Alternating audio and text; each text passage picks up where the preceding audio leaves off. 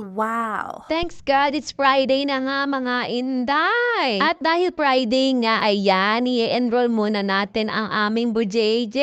Grade 1 na nga ang aking bunsuan. Diyos ko noon, baby lang yan. Bakit ba napakabilis naman ang panahon? Ang bibilis yung magsilaki. O diba, for today's video, may driver ang Inday Marites na yan. Pero kailangan nga pala ng photocopy ng birth certificate, diploma, at syempre ang card, kailangan pala itong photocopy. Kaya naman dumaan muna kami dito.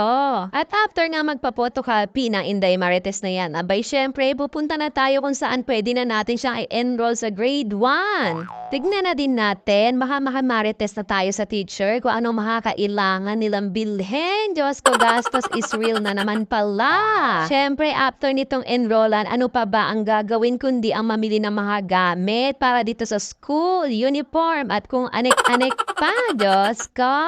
Eto nga, hindi naman ako na-inform, mag-e-exam pala ako dito. Charot lang, syempre, mga inday, kailangan lang natin sagutan ng mga information na kailangan nilang malaman, kagaya ng marami ka bang utang. Yes, opo, marami.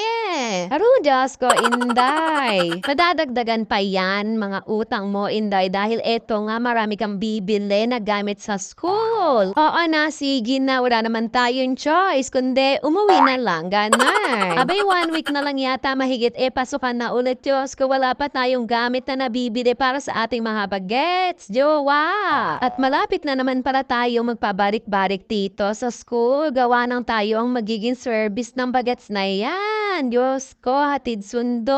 At malamang yan, bilad na naman tayo sa araw, no? Nanay's duty na nga tayo, mga inday, kaya naman ready na ba kayo, mga nanay dyan?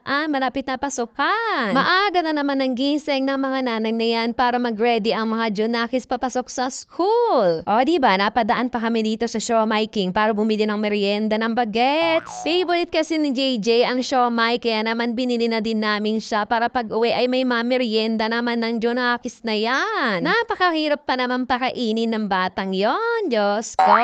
Eto nga at nakauwi na din kami, mga inday. Eto na din ang update natin sa tindahan ng Inday Marites na yan, kung saan pwedeng tumambay ang mga magmamarites anytime. Pero mga inday, ang dami pang kulang sa aking tindahan, Diyos ko. Baka naman may magpapautang sa akin dyan. Ibabalik ko din naman sa katapusan. Ewan ko lang kung kailang katapusan, ha? Sana soon mapuno natin ang ating tindahan. Thank you for watching, mga inday!